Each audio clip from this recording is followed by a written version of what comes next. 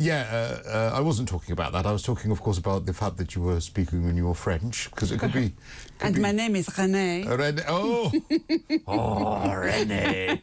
I used to love a low low. Do you know a lower low comes with a trigger warning now? You're joking? No. For what? What does it do wrong? Because on the streaming platforms, because it might offend the fact that it takes the mickey out of the Germans and the French, but the thing is, it takes the mickey out of everyone. Like, the English are really dumb, and there's the policeman, and there are the two English airmen. It's called comedy. Yeah, like, there's no one that's safe. That book we discussed yesterday, Abigail Shrier speaks to this. She said trigger warnings help no one, because what they do is they tend people to go away from something that might offend them, rather than teaching them to deal with offensive views. I've changed my view a little bit on trigger warnings. I'll tell you why. Only because it means we may be able to keep stuff. Because my worry is that without the trigger warning, they just say, well, we can't put it on. So I fundamentally agree. I hate trigger warnings. But to keep it on, I'd rather the trigger warning and we keep it than we don't have it. Do you know, I've been watching, before you made me watch Baby Reindeer, which I finished last night, and you watched the whole of Eurovision, every single performance from start to finish, right? But I've been watching Manifest. And in season 3, at the end of it, at the end of every show, it says, this is to let you know that everything here was filmed within COVID regulations. And every time I read it, I think, would I not watch this if I thought they broke a COVID regulation? What is that for? It's ridiculous. I do feel like there is a... Again, this follows on to what we were saying yesterday about why I think younger people don't have the skills that they need to cope with day-to-day life. I feel like we're over-informed on so many things. There's so much information that we don't need. Over-informed, over-protected.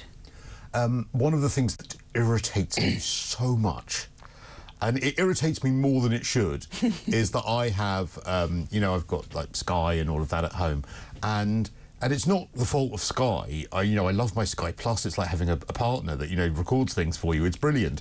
But what I can't stand is that every single time in the daytime, if I put it on and I turn to whatever channel, I've got to put the pin in. You know, if I go to a movie channel, if I go to anything... You see how I'm looking blank here, because I don't have a TV? OK, well, you've got to go to the channel and it says, this channel's protected, and I've got to put my pin in. Can you not override that somewhere in the settings? You're not allowed, because it's actually the law that you have to have a PIN number in case a child is watching. But once you surely that's just parental settings, and you can say no. No, you can turn it off, but it's still there because the law overrides it. I watch my mum on her Sky, and she never puts a pin in. Well, I've tried doing it right left and centre, and then I looked it up. Someone's going to tell you now. If they can, that would be amazing. Because also it stays. You turn it off, and you go to settings, and you say, I don't want a pin, I'm an adult, and then you get it the next time you turn over. And it's apparently because there is a law that says that you can't have... Does your mother have the movie channels? Probably, but I haven't... For example, she has the F1 channel. Well, I don't think that needs a parental setting, Oh, I see. does it? So it's different channels, is it? Yeah, it's like things like the movie channel. So, you know, if it's a Saturday daytime and I don't know, there's a movie on that you want to watch, you've got to put your pin in. And then if you turn over, you've got to put your pin back in when you come back in. I wish I could contribute more to this. No, but it's all you can, though, because it's all about the principle of, you know, I am an adult, I don't have children, I should be able to switch that off. But I can't. Because there might be a child that wanders through my house at some point that might accidentally turn the Sky on in the middle of the day. But don't we come back to, as we did yesterday, parenting, and it's for parents to decide what their children watch, not the TV. Which therefore, see, I've lulled you into a cul-de-sac here. You can't complain about Eurovision. Yeah, true. Yeah, thank you. But as I said, I don't want her watching it, so I won't let her. Exactly. Yes. So all these people sort of complaining that it's all too raunchy or whatever else. It's just a freak show, I think. Well, it is a bit of a freak show. It's sort of a place where the people who are sort of, you know, a little bit removed from society can all congregate and be in a nice, happy place together. But I don't think it was that happy yesterday, though, do you? Well, it wasn't very happy for the UK. It wasn't very happy. Well, Israel did an OK showing, though. Absolutely, it was a beautiful song. Yeah, but also I think that I actually am happy they didn't win. I'll tell you why. Because I don't feel like they would have won for the song. Same with Ukraine. I didn't love that Ukraine won. No, Ukraine shouldn't have won either. Yeah, I agree with you. It should be. But I'm glad that they...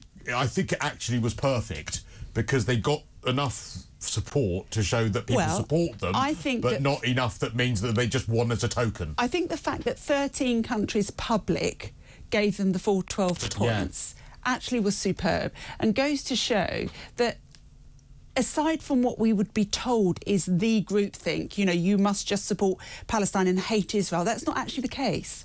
And for most normal people out there, they're able to make their own decision. But then also Ireland did quite well with the sort of Bambi, what was it called? Thug. Bambi Thug. And Bambi Thug, of course, was very, very vocal about not wanting Israel in the competition. And did you hear the booing? I don't know if you saw that every time the head of the European Broadcasting Union came up onto the screen, the crowd booed and booed and booed. Cristo, the irony of all of these people like Bambi Thug and was it Nemo who won? Yeah. Who are non-binary. By the way, the word binary means two. Male and female. It's just they accept that there is a male and female and then call themselves non-binary. It's just ludicrous. But anyway, the very fact that these people are sitting there calling for Palestine and to protect Palestine when they would not be protected in any of those countries in the Middle East that run that regime is actually so farcical as to be laughable. But is there a distinction between not wanting there to be war and, you know, I'm not saying I disagree with you, I'm just playing devil's advocate, but I just want to know where the line is between saying, look, I'm really sad that this conflict is happening, I'm sad that Israel are doing this. There are Muslim people and children starving to death and being killed in Yemen, Darfur, today. They are not marching for those people. There are 2 million Muslims in concentration camps in China today being forcibly sterilised and having forced abortions. Yeah. They are not marching for those people. Do you know why? Because the people doing it to them are not the Israelis. OK, let's take a look at some of the texts and tweets coming in already on this. The UK should not pay as part of the Big Five. It's a waste of money, says Jan. Well, I think, though, that the way in which they pay and the entertainment they get from it for the evening, because it rates very, very well for the BBC Eurovision. Lots and lots of people watch. Lots and lots of people watch on catch-up. The amount of content, I'm not saying you're right or wrong, but I'm just saying that it is more than just we pay and we get an entry. The amount of actual content that the BBC gets out of it on their streaming platforms, on the shows themselves, all of those things, I think mean that actually there is an argument to say it's better value than people think. Cristo, I know you won't read this out. It isn't a laughing matter, but was last night's Eurovision sponsored by the Tavistock Clinic, says Anne. Exactly. You'll have to forgive me, Cristo, says Ian, but I must say how gorgeous Dr Renee is looking. It's the paradox of dressing cool but looking hot. I hope this is not a Me Too moment. Do you take that as a Me Too moment? No. No, good. Bring it on. When you get to 57, you take whatever you can get. And, yeah, so lots and lots of texts and tweets coming in on that. Let's just quickly talk to Anne in Sussex. Hi there, Anne. Hello, Cristo. I just wondered if I'm the only person that tried to vote on the Eurovision contest last night. 5 times I put that number in that was on the screen, and each time it said it was the wrong number. Oh. So maybe it was impossible for many of us to vote. Oh, so you're alleging that either technical problems or maybe something more sinister?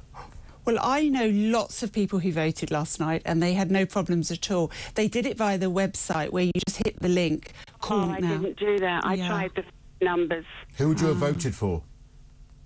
I would have voted for Israel. Yeah, lots of people. They in fairness, well, I mean, I don't know how much difference it would have made because they got the 12 points from the UK. I don't know whether you knew that, but the UK...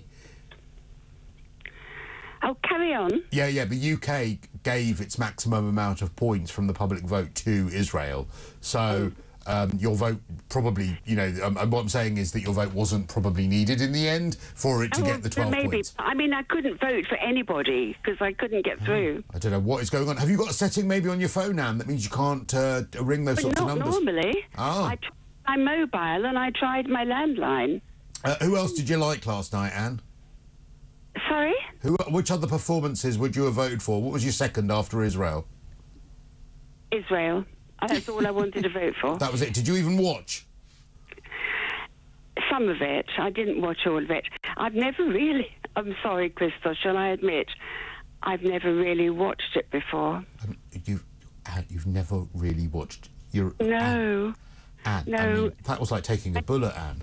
Should I slap my wrists? Yeah. I would slap your own wrists, slap someone else's wrists, Anne. Yeah. Anne, I'm going to have to... Where are you? Sussex, Well, it's right. always been nil point for the UK. I So... was going to say, you've missed the best years, I think, Anne. I think it's turned into a little bit of a Right, freak you show. as well now. I'm sorry, Renee, you as well. Anne, Renee, you're both coming over to mine and we're going to do a Eurovision marathon. I'm going to lock the doors, 48 hours of pure Eurovision. You'll be allowed toilet breaks every 6 hours, and I'm afraid that's it. All right? Both of you coming over. Thanks so much, Anne.